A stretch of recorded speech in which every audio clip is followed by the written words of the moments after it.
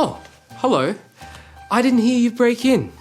I was just enjoying a typical Australian Christmas and preparing for Santa by decorating the tree, hanging the stockings with care, and loading my 308. You see, the real heartbreaking revelation about Santa isn't that he isn't real. Oh, he's real. It's that he's a real piece of shit. Yeah, your precious Jolly Jelly Roll is at the very top of his own naughty list. And this year, I'm substituting coal with some lead to stuff into his stocking. You hear me, Santa? All I want for Christmas is you. And if you think...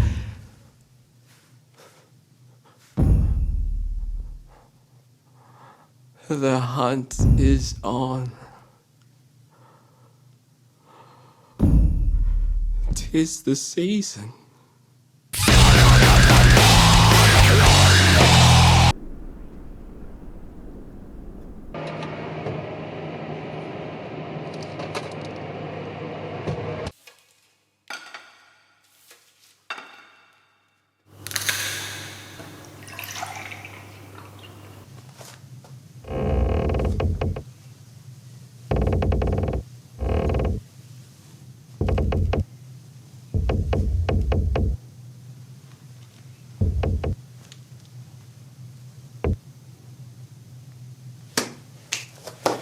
Deck the halls. So, you probably know Santa from Haddon Sundblom's oil paintings that he did from 1931 to 1964 for Coca-Cola. Oh yeah, Santa's a real Coke fiend. He's been snow globing since he was globe-trotting in his tricked-out sleigh. How else do you think he visits every household on Earth in one night? Which is why I'm pushing for legislation to make Uber Eats drivers exempt from roadside drug tests. If the delivery guy rocks up with a singular nostril and a smile resembling Gobbleki Tepe, you can bet your chimney and chestnuts that your chimichanga is still warm. But I digress. This unholy union between a mukbang monarch and a cynical conglomerate peddler of diabetic tar is one of history's most successful PR campaigns, rivaled only by God's rebranding as Love Itself after the controversial decision to abort Earth. Here you can see Santa about to pour Coke down the gullet of an expectant child like a baby bird. To the left you can see Drink Coke, a more subtle version of the original slogan which was fucking drink it! And here you can see Santa being spotted by a police helicopter during another global spree of breaking and entering. Sundblom's interpretation of Santa is mostly inspired by Thomas Nast, a New York illustrator of German descent. Famous for symbolizing the Democrats as donkeys and the Republicans as elephants, Nast also created the modern image of Santa Claus. Here we can see his depiction of Santa spying on children and smoking salvia. And here we can see an abducted child strangling Santa in the hopes of escape and returning to her family. These pictures started as a means to rally the North during the Civil War. Here is one of Nast's first illustrations of Santa, dressed in stars and stripes, dangling a puppet of Confederate President Jefferson Davis. Nast drew heavy inspiration from Clement Clarke Moore's Account of a Visit from St. Nicholas, a poem published in 1823, commonly known by another name. "'Twas it the night before Christmas? 'Twas it, or 'twasn't it?' Yes, it 'twas. 'Twas this poem, twat is twoften bestowed the prestige of bringing Christmas to the United States. It introduces the concept of Santa's sleigh and his reindeer, who are named after the aspect of their personality that Santa finds most pleasing.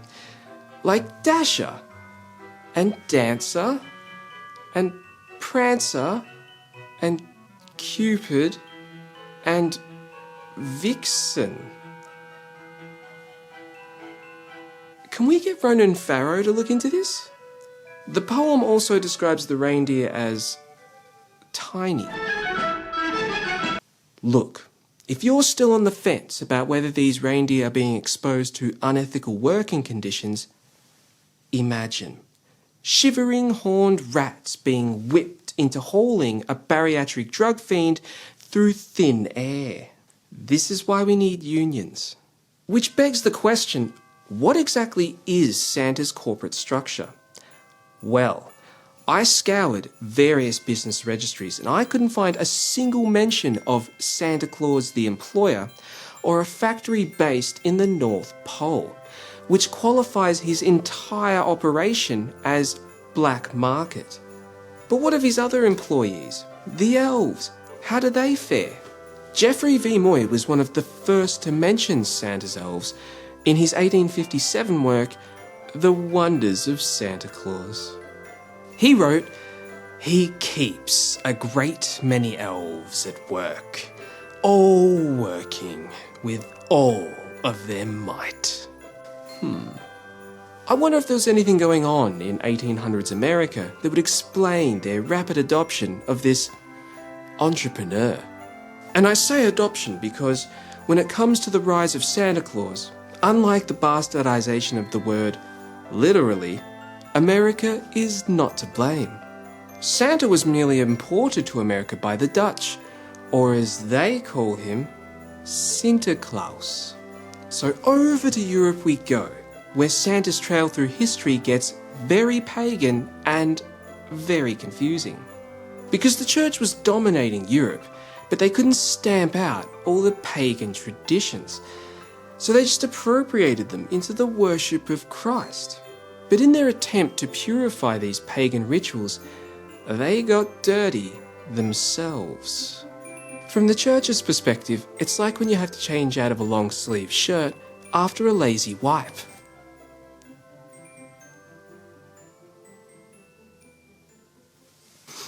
Every year on the 6th of December, the Netherlands celebrate the Feast of Sinterklaas, who is a figure depicted as an elderly man with a long white beard, wearing a red bishop's robe, matching hat, holding a golden staff. He is often portrayed with a kind demeanour, riding a white horse, leaving gifts in shoes. Sinterklaas's inspiration comes from St. Nicholas, a Greek bishop of the 3rd and 4th century. Rather than flying around in a sleigh, Sinterklaas arrives in the Netherlands via steamboat from Spain and is accompanied by his helper, Black Pete. Coincidentally, I found a doll of Black Pete amongst my late grandma's belongings, and I've been playing Black Pete on the shelf this holiday season. He's found some pretty good hiding spots. Oh, look at you, you cheeky bugger. So what do we know about Black Pete? Well, he shoves children in a bag, whisks them off to Spain, spanks them with a rod, and that's enough about Black Pete. Who else hangs out with Euro Santa? What about this guy? He seems nice. Pierre Fouettard, which is French for Father Whipper. He accompanies Sinterklaas and dispenses lumps of coal and beatings to children. He was a butcher who, together with his wife, a healthy marriage is all about doing things together, captured 3 wealthy boys on their way to school, drugged them, slit their throats, cut them into pieces and stewed them in a barrel. Europe, are you okay? Yet, the most infamous accomplice of Sinterklaas is Krampus. Derived from the German word Krampen, Krampus is a half-goat, half-demon monster with a snake-like tongue. Festive. He accompanies St. Nick and punishes naughty children by beating them, eating them, or taking them to hell. Are you starting to see a trend? For a patron saint of children, Sinterklaas's silence regarding his close circle's obsession with harming them is glaring. That's because it's a facade. They're all in on it, together. I can already hear the apologists exclaim, "Well, they're just colleagues of St. Nick. He shouldn't be responsible for their actions." Just colleagues, huh? Then explain this photo of St. Nick and Krampus looking longingly into each other's eyes. Or this selfie taken by Krampus with St. Nick at a bowling alley. Or this selfie taken by Black Pete with St. Nick when they attended a Drake concert. If the duplicity of Santa is starting to come into focus, consider that some wisdom you don't have to gouge your own eye out for.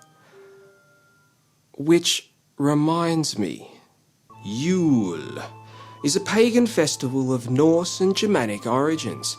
It predates Christmas by thousands of years and is held during the winter solstice to celebrate the retreat of the bitter cold. The central figure of this tradition is the Yule Father, who the Norse know also as Odin, the god of war.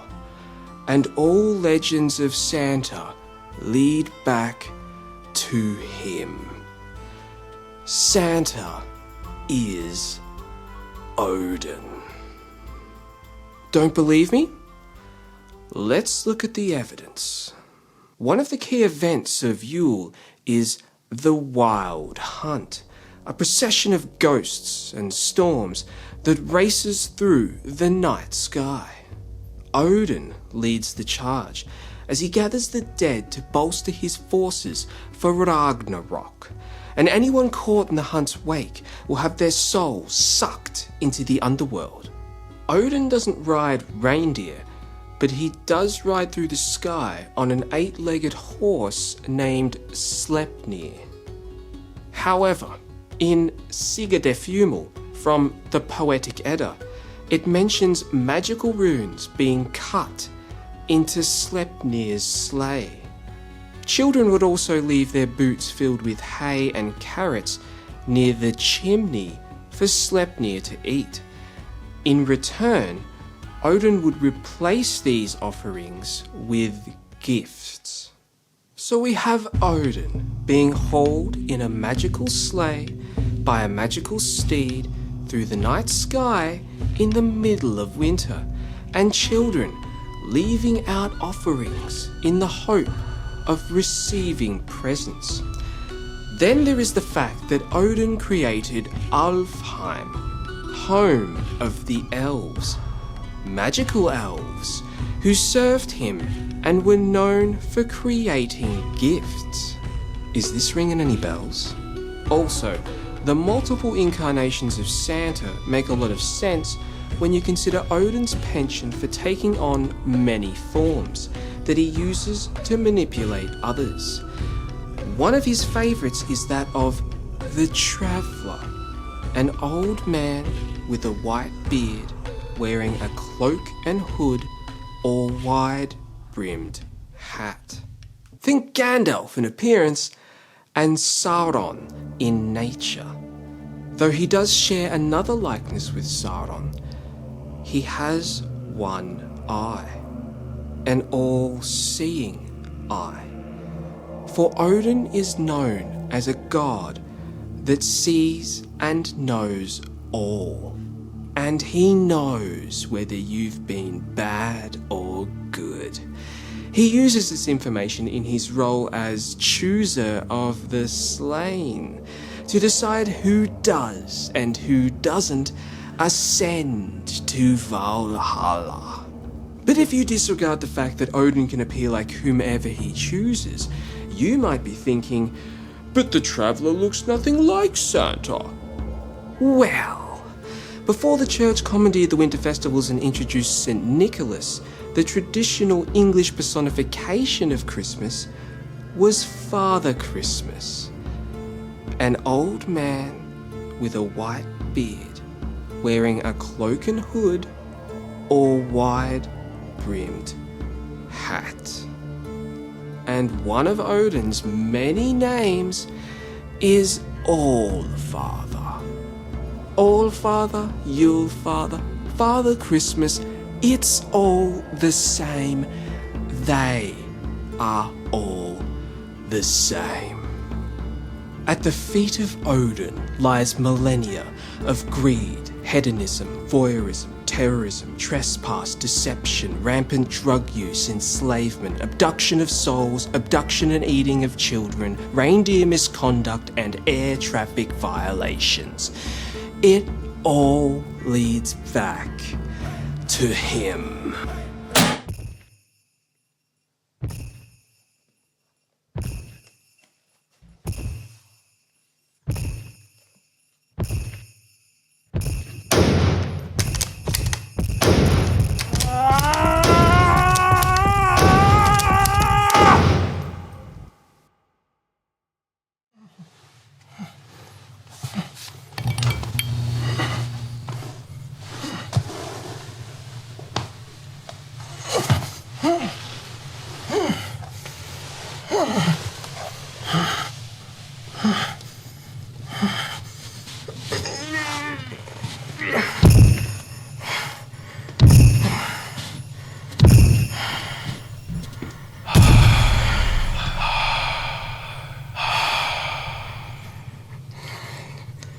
Nearly got you, you jingly fuck.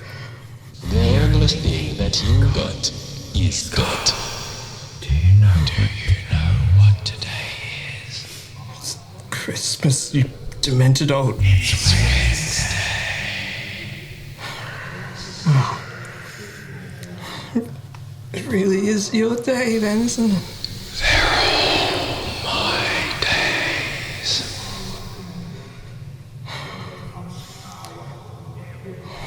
Of course. Well, in the spirit of giving, I got you something. What's that?